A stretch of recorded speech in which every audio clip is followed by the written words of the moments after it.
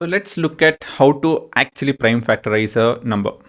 So remember, prime factorization is to express a given number as a multiplication of prime numbers only. So prime factorization is finding which prime numbers multiplied together to make up the original number. Many ways to define it. Let me show the steps. So the basic idea is you can just get started with any given number, express it as a factor of 2 or 3 numbers, whatever you want. So I can write 60 as 6 into 10. Then look at the numbers. If they're not prime, right? If they're not 2 or 3 or 5 or 7, so on and so forth, then keep prime factorizing it. Keep dividing them. Then take up 6 and write that as product of 2 things. Take up 10, write that as product of 2 or 3 things. Basically, you have to go to a point wherein all the numbers are prime numbers. Then what you have to do is you can combine the prime factors. Express a number as a product of its prime factors, typically in ascending order. So this you need not bother with it.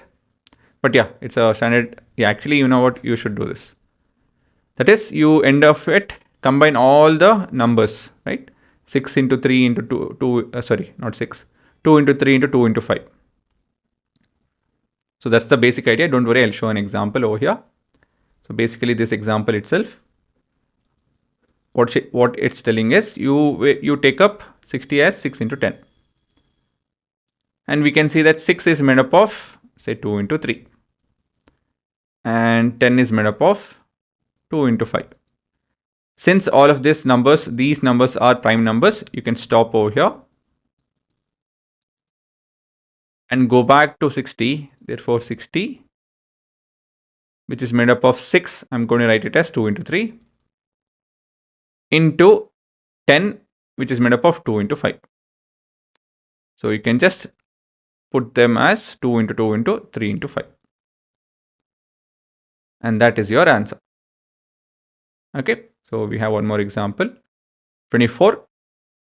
So 24 has 4 into 6.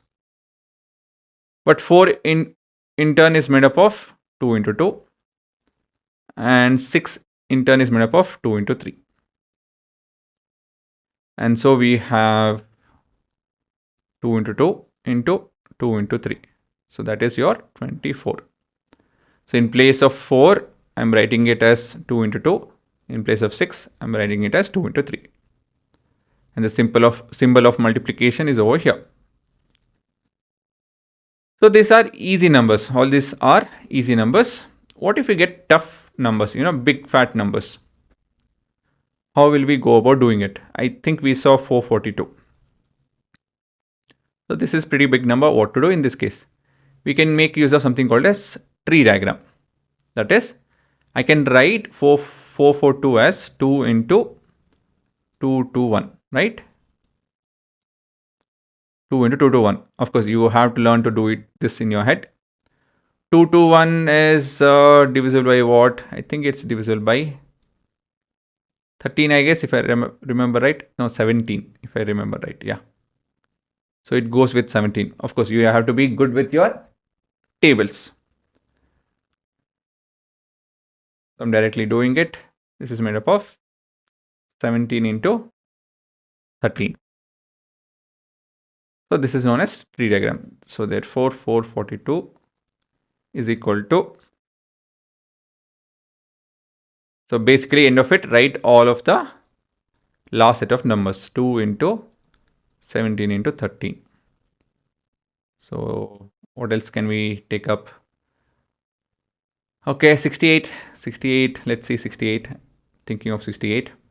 So again, this is an even number, so I can start off with 2. So 3 is a 4 is a.